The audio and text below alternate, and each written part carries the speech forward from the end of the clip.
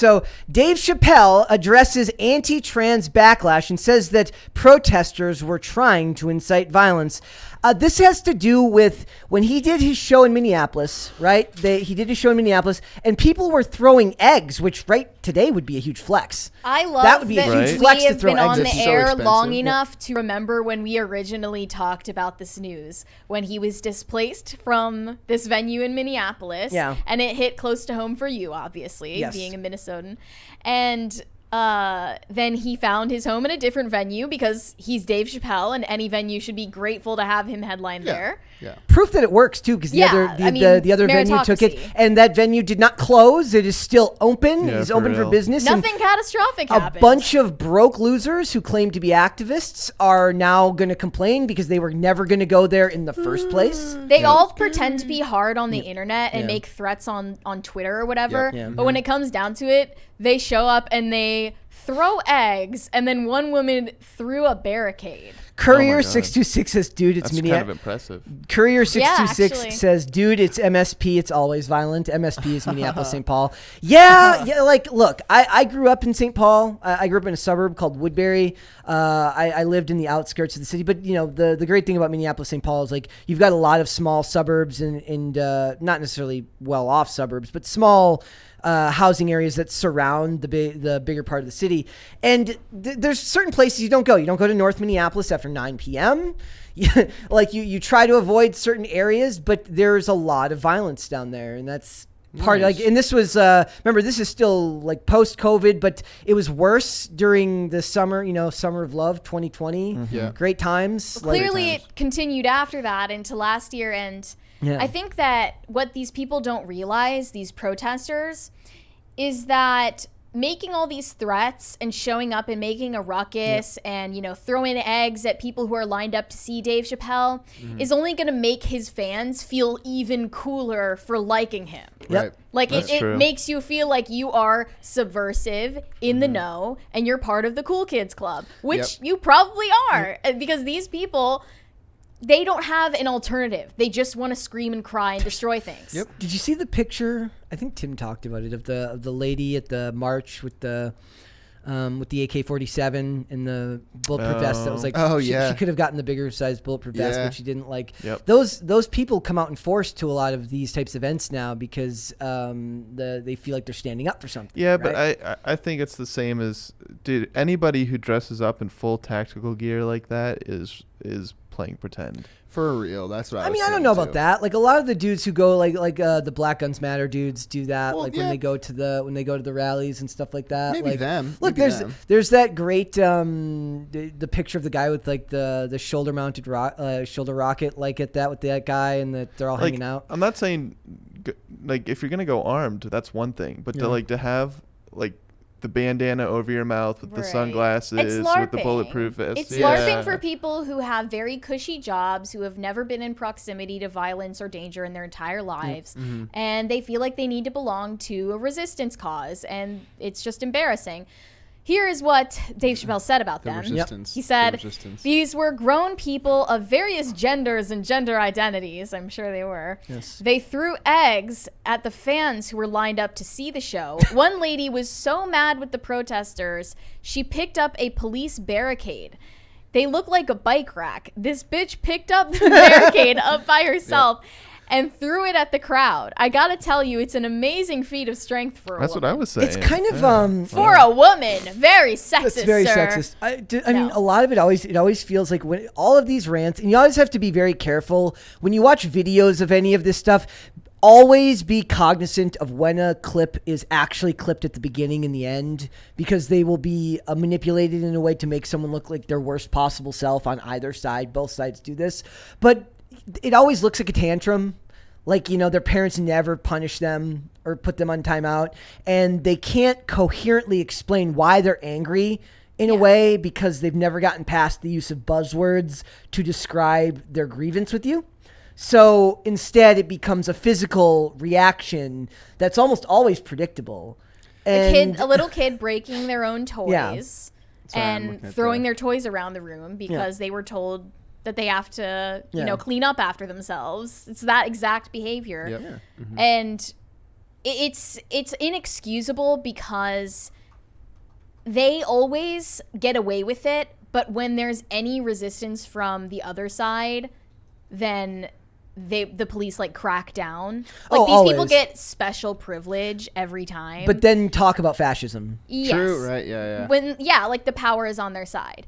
It's the same. It's the same thing as people in Hollywood talking about fighting the system when you're literally the system. Yeah. Right. Yeah. It's funny seeing them be like, oh, like I'm punk and I'm anti-establishment, but like that like the little pride flag you're waving is like the flag that every major establishment is like trying to put on as like their flag, and they're trying to say, hey, we're cool with this, guys. We're cool. Like you're very much not. They're posing as the side that represents love. When in reality, like, this is the ultimate indictment of them. Mm-hmm. They're claiming that the Dave Chappelle fans are peddling hatred and when they're out there hating transphobia or isms of various kinds. When in reality, they are threatening violence. Yes. And then the people in Dave Chappelle's crowd are saying, like, we don't have a problem with you. We would actually like to talk, and we would like to enjoy comedy. Mm-hmm. And this is why there is nothing recognizable as comedy available, like on offer today, aside from a few exceptions. I think like Troy Bond, Andrew Schultz.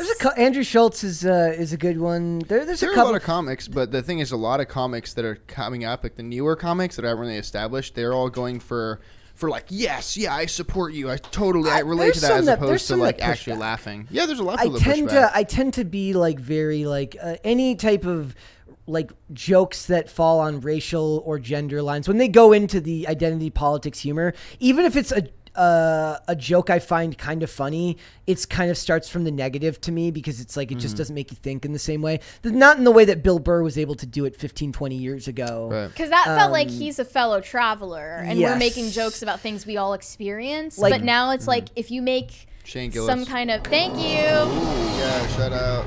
Appreciate it. It's just impossible to ignore. It's impossible to... Anyways. I finally made one you can't talk through. Wow, these days, if there is a comedian who's like making jokes razzing on, the straight white male archetype, I can just feel that they're seething.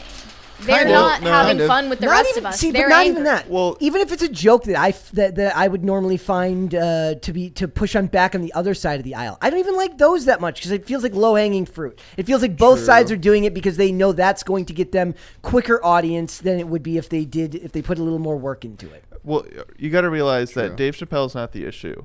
These people are miserable. They don't find him funny, and so you have to suffer along with them.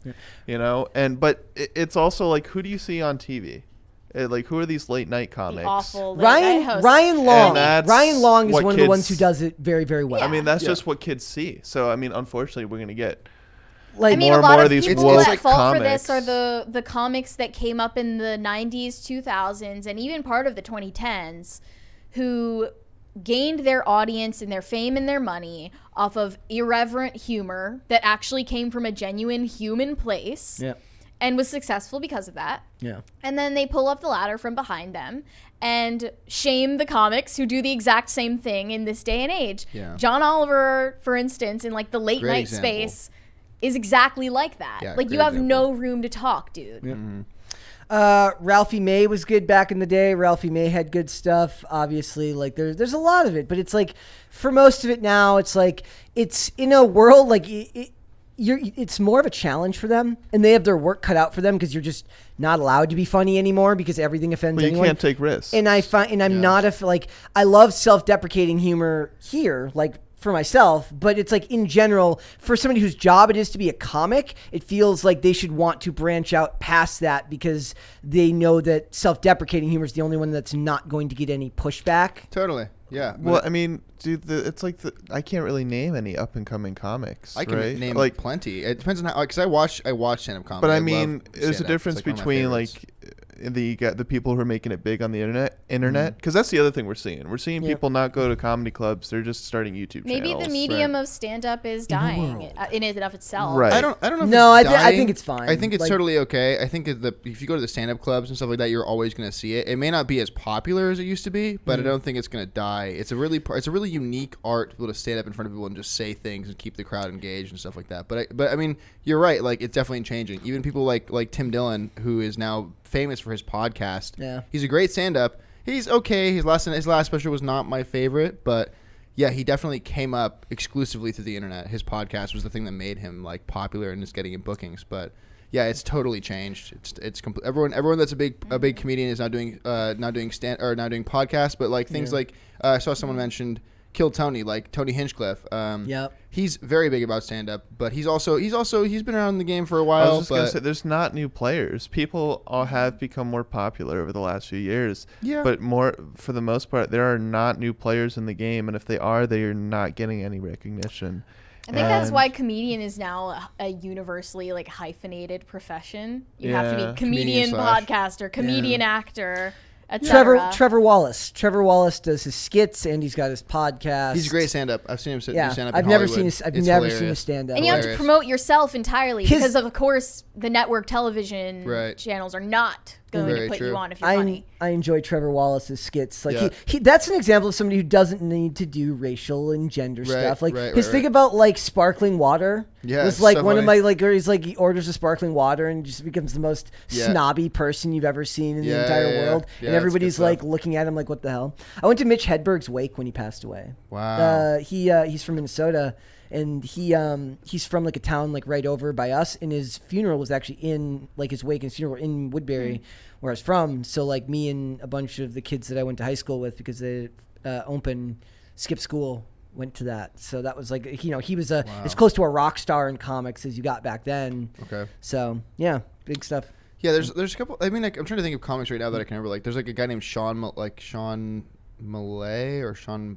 I forget his name exactly. I can't remember it. But there are a few comics that are growing. You're right. They're all kind of like hyphenated. But I feel like I don't know if that's just because that's the nature of media changing, and that's just like what you can't have just to do one thing anymore. You're not allowed to be your own agent, your own manager, social media manager, promoter. But that's in the DJ world too. You have to do all those things as well. You have to be able to make your own content for social media. It's really like trying to be like an artist in general. You have to be able to do all the jack of all trades. It's a thing again. You kind of have to be a jack of all trades. The Renaissance man is back in 20. Like your Prob's a sign of recession. Your parents. I think so too. Somebody once got mad at me because they thought I was insulting boomers, but I wasn't. I was insulting the millennials who blame boomers for everything. True. But your parents were allowed to work a job, and that was enough to make a living for them because they could work for the same corporation for 20 years. Nowadays, you have to be more than that. Especially, at the very least, you have to be more than that when you want to enter an industry like the entertainment industry. So, do you guys have an opinion on Konstantin Kisin? I don't. He's a comedian that was recently on Tucker, and he also did a speech at Oxford Union. He's been here, that got big support recently, and I'm actually surprised that Oxford invited him because they're out here inviting Bad Baby to talk about like why you should start an OnlyFans. Wait, isn't that the same place that they do the constant things where they push back against communism? I thought that was something. Maybe that's something different. I don't know. I thought Oxford Union was the same entity that invited Bad Baby to like promote OnlyFans. Well, they're branching out. They're branching. There's something for everyone over there. I don't know. Yeah. But he pointed out recently. He said, we live in a society in which adults are afraid of children and young people in general. True. And when you see somebody who's an adult talking to young people and being straight with them and saying, look, if you care about certain issues in the world, climate change, racial injustice, whining and complaining is not going to fix that problem. We need young people to step up and actually work and build and create things. Facts. So, I mean, I think it's true that adults are afraid of young people, like the youth in general, and they can't appeal to them for that reason because they're not respectable. If you're afraid of children, they're not going to respect you. Yeah. I feel like part of it is because I feel like adults and many boomers and et cetera don't really understand like the internet. And they're almost scared of that because they hear like getting canceled and stuff like that. And they're like, oh, well, I don't want to do it because the kids are going to, and it's like, it's a scary thing you don't know anything about. It's like you don't have any information about it. That's why they overreact to like getting hate on Twitter and stuff. Well, it's why they you know, as soon as 5 negative comments come in, a company cancels something. Now we don't have the regular M&Ms Which is anymore. why we got Maya Rudolph. Andrew Schultz had to stream his own special because the mainstream platforms denied him. Pick it up. Yeah, they were like, "Oh, he had to fund his own thing. We can't do this." He Constantine, like, did you see their original, like the original Trigonometry with James Lindsay? Like 2 years ago. They've done good work for a lot of years. I listened to a lot of Trigonometry when during COVID, like early in COVID and stuff like that. So they've done a lot of good work. But it's also really funny because it's all like there's certain people like Constantine, like Zuby, who are very gifted at taking complex ideas and simplifying them in a way that people can understand, in a way that I would absolutely kill to be able to do, right? Like to take these concepts that we struggle with every day here, whether it's culture war, politics, pop culture, you know, the culture war inside of pop culture, all of this stuff, and they find a way to distill it down to the base principles that I've never been able to like organize my brain around. Sometimes I think it's their accent. They have the very, very posh accent. Maybe that helps more too. Super posh, and I have my, you know, my spastic, you know, over the top way of talking. Minnesota. But for hey, watch it. Thanks for watching. Listen to full episodes of Pop Culture Crisis on Spotify. Keep up with us on social media and make sure you subscribe and ring that bell so you never miss the show. Bye, guys.